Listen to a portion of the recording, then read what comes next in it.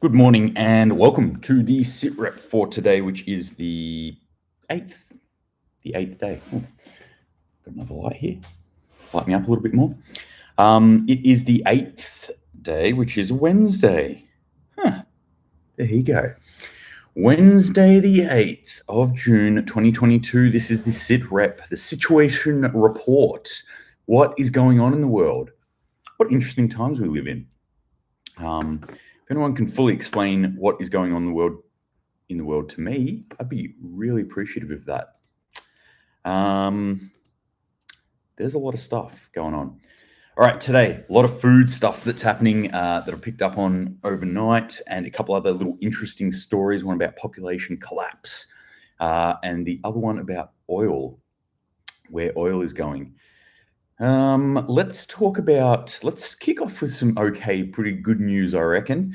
Russian government plans to allow ships carrying grain supplies to leave the port of Odessa in Ukraine. So for those who don't know, roughly about 1/4 of the world's exported wheat comes out of Russia and Ukraine combined. And obviously those two being in a little bit of a spat with each other at the moment means that we're not getting 1/4 of the world's supply out. There are other countries that might be able to fill that gap in the short term, and I'll get onto that later. But they're actually not going to be able to. They can grow enough, but they can't move enough. So yeah, one of the big problems is there's a few countries now saying that, look, there's a lot of grain there. There's a lot of wheat that's out, that's been harvested, that's sitting there, and it's just at these ports in Ukraine at the moment, and it's being stopped. So Russia's come in, they've got a blockade around the seaboard of Ukraine. They've also apparently mined the water, according to Turkey. They have put mines in the water, which means that nobody can move, essentially. Nobody's going through there. Now Russia's coming out and they're saying, we may be open to moving this grain, letting this grain get out there. Why they're doing that? I don't know. Maybe they're actually good people. Maybe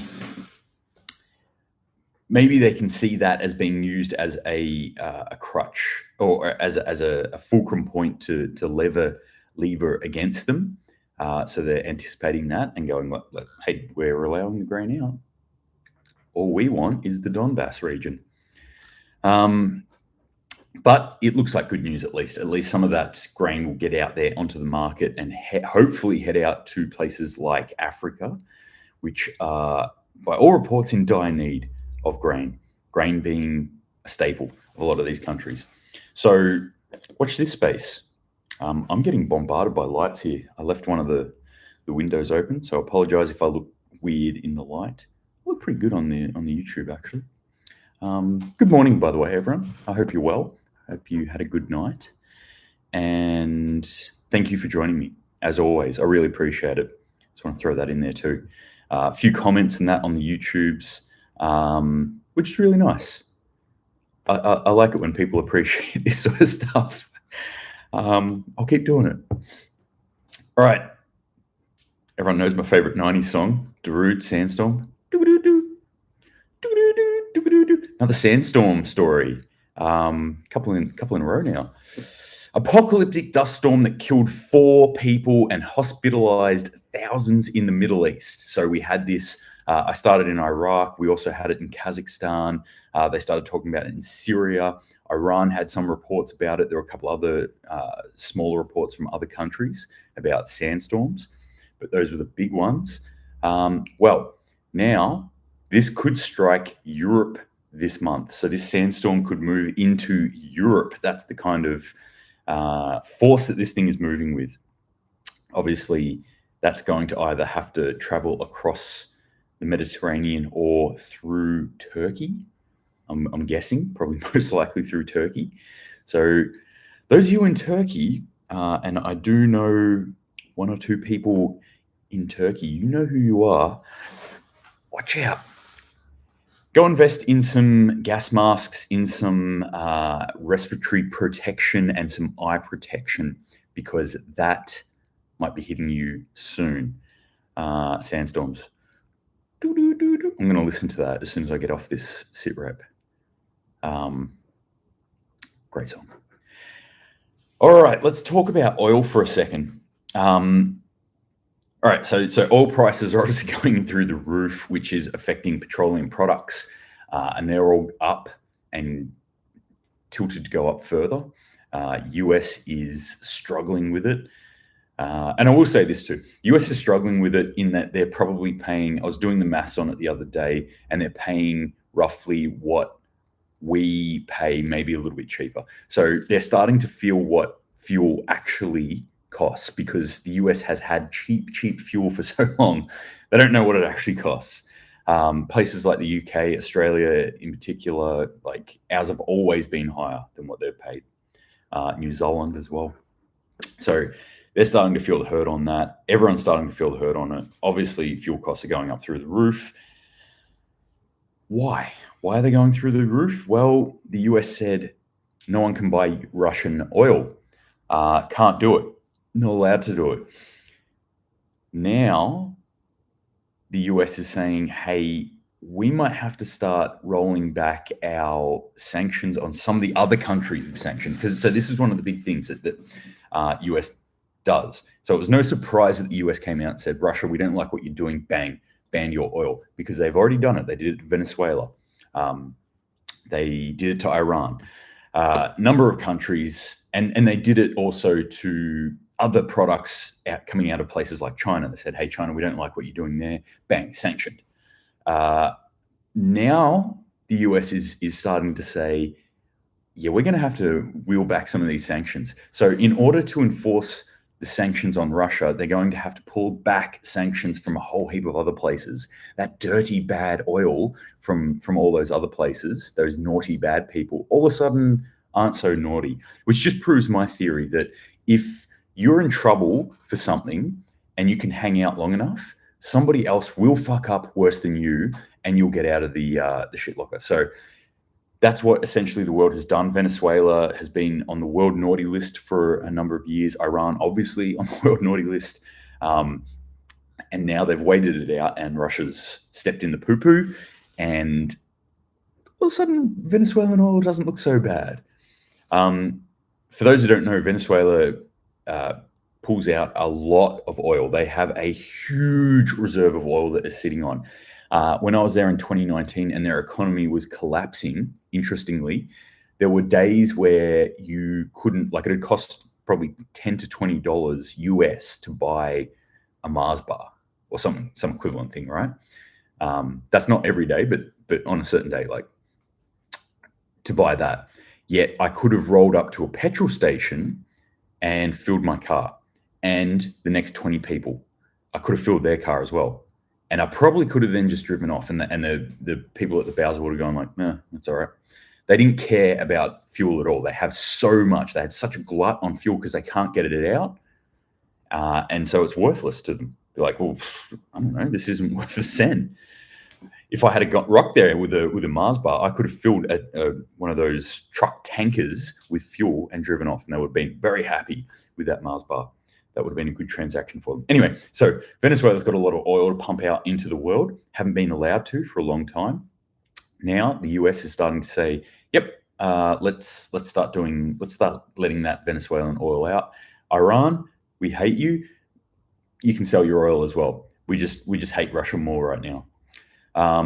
Also, Biden's come out and he's said to look at lifting some of the tariffs on imports from China in an effort to stop inflation, or to curb inflation. Notice the languaging throughout the mainstream media and the reports now too. There's no wheeling back of inflation. There's no stopping inflation. There's no transitory inflation. There's none of this. It's now what it's switched to is curbing inflation. People like Yellen and I think the RBA, our guys, might have come out and said something about systemic inflation or prolonged inflation. So there's a lot, like all the bigwigs now that have been saying, no, don't worry about it, are starting to say, okay, yeah, there's inflation. Yes, it's going to be around for a long time now, which is another worrying sort of factor. when people like that are starting to say it, because it benefits them to probably say the opposite. And they're talking about curbing it. They're talking about soft landing. They're talking about 5 to 10 years of bringing it back down. RBAs are actually a little better. RBA obviously hiked our interest rate by 0.5%. So that was yesterday. And that's their effort to try and bring it in. I think the timeline they gave it was 2 years to try and bring it back in the normal inflation rate, which I think is about 2 to 4%. Watch that space. I personally don't like their chances, but who knows? All right. So, US opening up to opening up Iran oil possibly onto the market.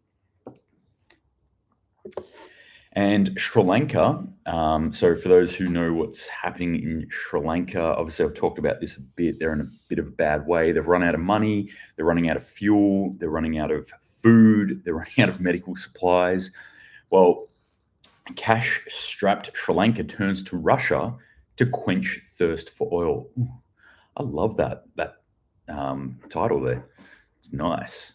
Doesn't really roll off the tongue, but it feels crisp. Sri Lanka has already kicked off discussions with Moscow about directly importing crude oil.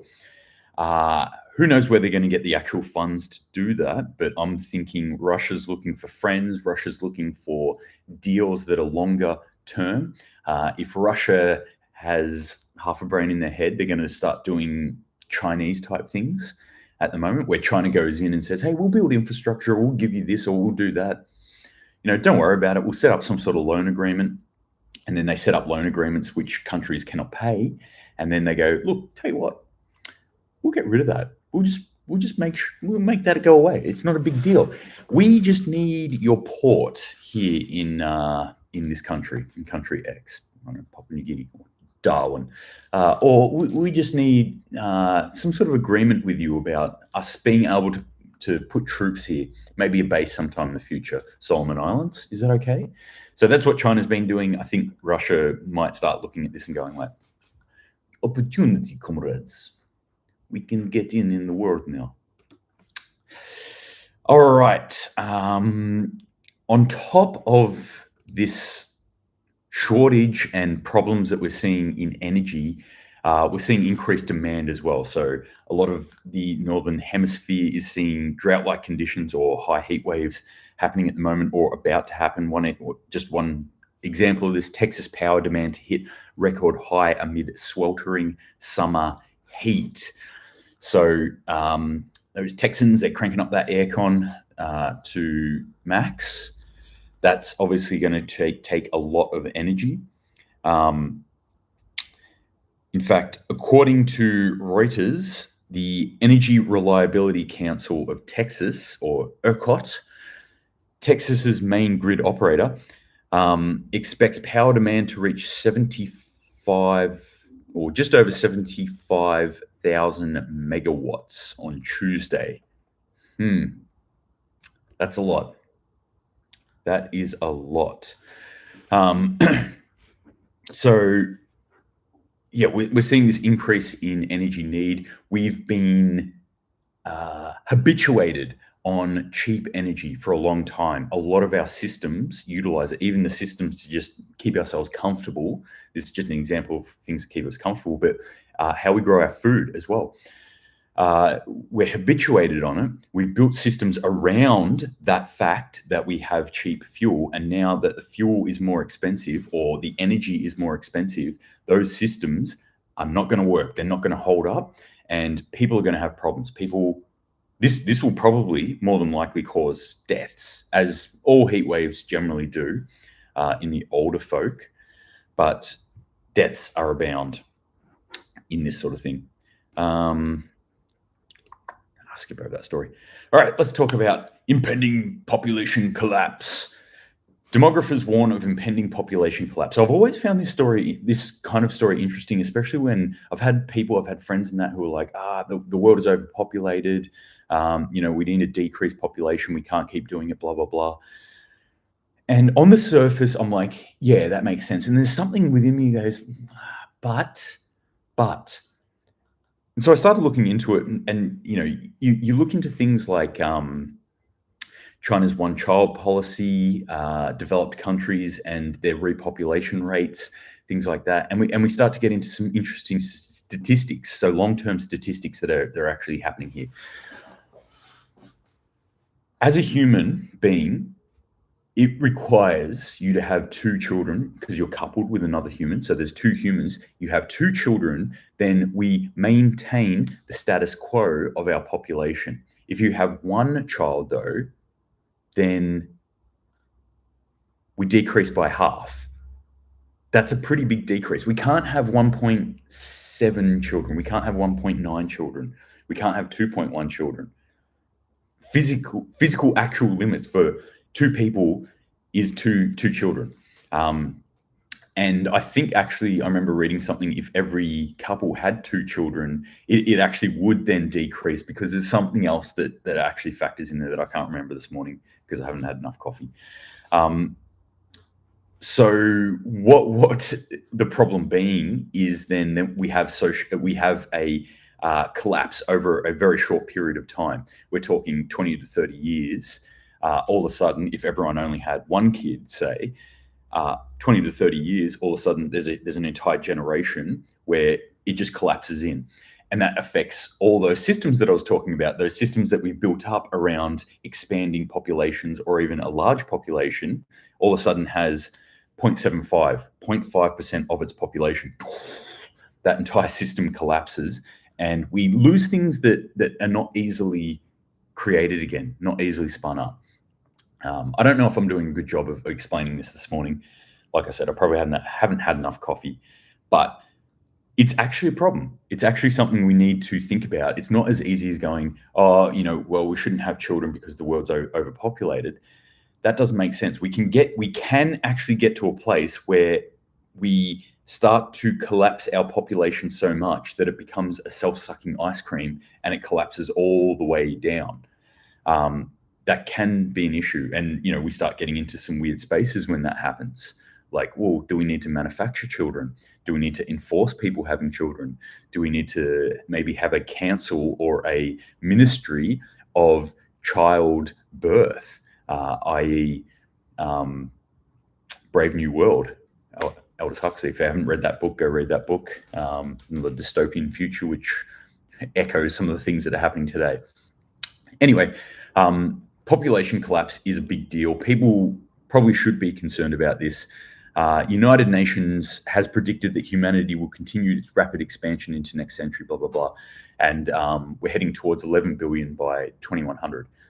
This is the narrative that we have at the moment, and it's a pretty big narrative. However, there's specific studies that are coming out, some of them that I trust, some of them are coming that are sponsored by people that I would not trust at all, Bill Gates, that are saying that we'll probably peak at about or under 10 billion people and then start to decline. Once global this is a quote from one of the authors, once global population decline begins, it will probably continue inexorably. So that's what these people are saying. An interesting look at this is to look at China and what's going to happen with them. They've got an aging population. When you look at the demographs, there's usually a little sort of curve that goes like this, goes in and out. So, for example, Western countries, okay, we had the baby boom. Everyone's heard of the baby boomers. So we had population like this, and then boom, it exploded out. 50s, 60s sort of era, and then the generation before them looked at that and went, okay, probably not so many. And Generation X sort of came in a bit. But one thing the boomers did do in the Western world, especially like places like US and Australia, is they had a lot of kids. And then we have the millennial come out. Those damn millennials staring at their phones. We've got a whole heap of them. Where it goes from there, not really sure. I think it actually starts to expand back in or contract back in again. But that wasn't the way in all countries in all the world. So I think China definitely did not do that. They had some different policies going on, and so things changed there. So a few countries that are at the point of population collapse at the moment, where they're looking at the next generation or two and they're going, we're about to collapse. A lot of the Western countries are like that. Here's an interesting one. Some countries that you might look at and go, maybe this starts to make sense about what they're doing, what their policies are on a world stage now. Because if you're looking at population collapse, you're looking at your power in the world about to severely decline. So if your power is about to severely decline, will you do things in order to enforce or control that power here and now when you do have the ability? I would say that you do. Good looking. More of the comrade voice, please. Well, you're about to get it, because one of those countries that is looking at population collapse and is going, we've been a big, powerful country and we're about to lose a lot of our population through this system, is Mother Russia. Mother Russia is sitting there going, we have not children. We need land and we need peoples. So they are doing what they're doing.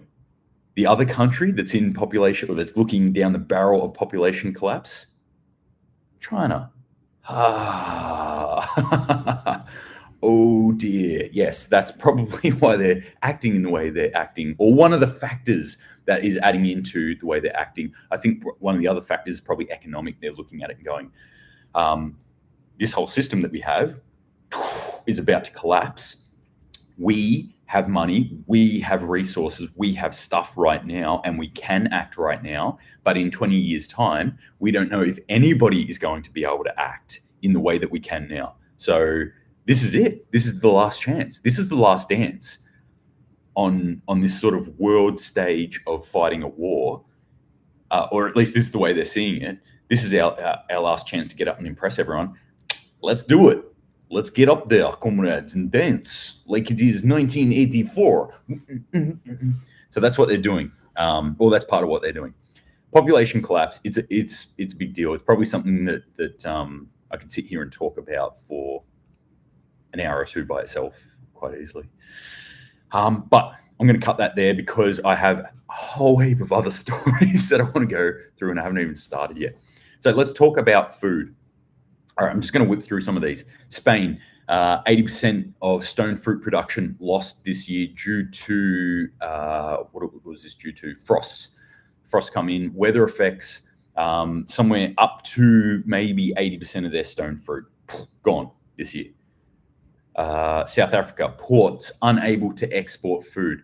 So they are growing food, they can't get it out of their ports. And that's perishable food. So that's not like long-term food. This is stuff like fruit. Can't get it out. What else we got? Australia. Let's talk about Australia and our wheat. Bumper crop, record crop this year. Biggest crop we've ever had. It's huge. We're gonna grow a crop. It's gonna be huge. We're gonna feed the world. Well, actually, we possibly could have. Australia exports. Our export of wheat is probably anywhere up to about 15% any given year of the entire world export of wheat. So we produce a lot. 25% of it, like I said, Russia, Ukraine, just being taken off. Who's going to fill that gap? India was saying, yeah, we're going to do it. Then India came out and said, no, we actually need this wheat. We're not sending it out. Who knows what India, like next week, they might say, yes, we've got it again. Anyway, Australia had a huge bumper crop, 36 million, 36.3 million tons in this financial year. That's a lot. That's a lot more than we usually do. Bumper crop. Unfortunately, can't get it out. Again, our ports, the supply chain system, it's not working. We can't get the truckers. There are not enough truckers in Australia to load up the wheat on their trucks and get it out to the ports. There are not enough spare train, what do you call it? Sidage, rail sidage to get it out to the ports. Plus, as I've said before, our rail infrastructure is woeful compared to other parts of the world. We haven't invested in that infrastructure, and now we're paying the price. So all the wheat, everything's lined up, right? All the rain grew all the wheat. We dried it out somehow, got it all good, got it out of the ground. It's all good to go. Also, with a bumper crop like this, sometimes that drops the price. Nope, because of all the other shit that's happening in the world, bumper price, record prices, it's all lined up for Australia to make boon on its wheat crop this year. Can't get the shit to the friggin' ports to get it out of the country. And even if we do get onto the ports, apparently they're struggling to get enough ships to get it out. So it's like, if it's not one thing, it's another. You can see the complexity of these systems now. Now, on top of this, rising fertilizer prices mean that what are we going to do next year with this next crop? Farmers are looking at that and going, hey, it costs money in fuel, in diesel to grow this stuff, to ship it around. I can't afford that. Fertilizer prices, just so you know what we're talking about with fertilizer prices, I think the numbers, and I don't know if this is per acre or what, but per hectare, but they were looking at about $400 on whatever scale they were looking at 2 years ago, 2020. That price, 400 Aussie dollars, is now at something like, I think, $1,900? No, $1,300. So it's gone from $400 a ton in 2020 to $1,300 now. Farmers are just not going to put crops in the ground here in Australia. That's just not going to happen. Or if they do, then you can expect wheat to go up. And that's just one factor. That's just the fertilizer. That's not talking about fuel costs. That's not talking about all the other associated costs, plus the farmer having to deal with inflation themselves. Bad moon arising, kids. This does not point in a pretty direction for us. What else we got here?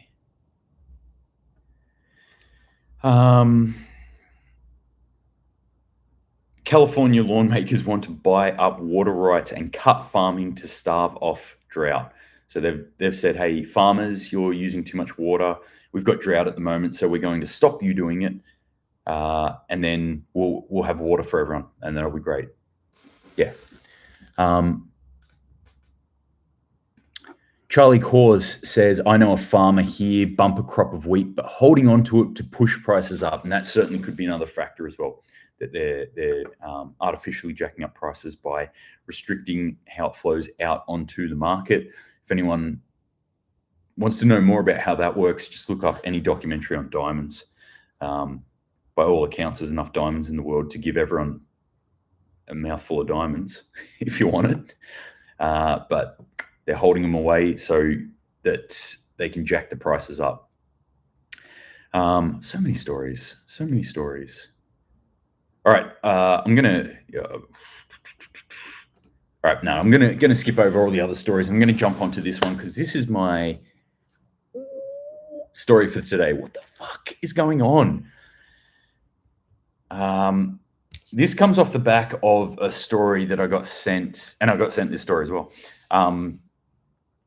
by I think it was the Daily Telegraph out of UK that was saying that the prices and the ability for them to get things like cucumbers and red peppers or capsicums is going to be curtailed because they can't heat their greenhouses. So they grow all these things over in the UK in greenhouses that they have to actually heat. The price of gas is obviously too much over there. So they haven't been doing it, which means they haven't been growing it, which means you're not going to get it. You're not going to eat those things. So no cucumber in your gin and tonic, sorry. But these are the sorts of things that I look at and go, yep, these are the beginnings of the crack. They're the things closest to the cliff that we're seeing fall over the edge. And so what are we seeing in Australia? Lettuce. I mean, a number of things. I went and bought a packet of grapes the other day, and it was $11.70 for a small packet of grapes. I was like, damn, wow. These grapes better be good. Lettuce. Let us chat about this. Let us come together and talk about this. Lettuce has gone up from $2 a head to $8 a head. $2 to $8 a head for a lettuce. Okay, so what they're throwing this on is it's the flooding in parts of Australia, on the eastern coast of Australia, that's destroyed the lettuce. So we don't have lettuce anymore, and as a result, we've jacked the price up of them. Demand, supply, yada yada yada. All right, that's bad, but here's the part where I'm like, what the fuck? Here's where it affects people. KFC customers, that's that shitty, greasy chicken place in Australia, Kentucky Fried Chicken, customers in Australia were told due to sharp lettuce price hikes and shortages, they're going to switch to a lettuce cabbage blend. And people are up in arms about it. Fans are raging about it. The reaction has been less than sympathetic, with one tweeter slamming the weird choice and another claiming it feels like a sign of the apocalypse. It's a sign of the apocalypse. It was written. It was actually there in the book of Revelations. Revelations 48:17. And thou shalt turn thine chicken shop into cabbage for lettuce. And then the devil shall descend upon the earth. We knew it was coming. KFC knew it was coming. No, I'm just like, really, this is what you get alarmed by. For 2 years, we've been locked down in our country, and people didn't, like, some people got up and said boo, but a lot of people just sat there and took it. For 2 years, we've been cajoled, we've been enforced, we've been locked down, we've been lied to, we've been pushed around, and we've had things forced upon us. And people didn't say shit. And now you get a bit of cabbage in your burger mixed in with your lettuce, and now you're up in arms about it? Anyway, the sheeple of Australia are showing their colours. And, you know, this is something that's close to the edge and just dropping off the cliff. This is actually, I think that person was right, feels like a sign of the apocalypse. Well, I guess it kind of is. But if you think that the apocalypse is you getting a different kind of salad on your burger, I think you need to readjust your idea of the apocalypse. So what are we going to do as individuals? We're going to get into our gardens and we're going to grow. We're going to build greenhouses within our own personal gardens or within our own spaces that do not require heating. There are ways to do it. Yeah, trust me, we can do it. We're going to study things like permaculture, and we're going to understand how we can utilize the power of the sun and things like buckets of water in order to heat a room made of glass so that we can grow whatever we want all year round, regardless of the outside temperature. But this is my daily recommendation to you and reminder to get into your garden, start growing food, because you can have whatever friggin' salad you want on your burger if you actually grow it. So get out there in the garden, grow. Think about this. Think about food prices. They're increasing. I'm going to have to go because the work phone is going off. So as always, gang, if you've got any questions, send them through to me. Thank you very much for joining me today, and Semper Paratus.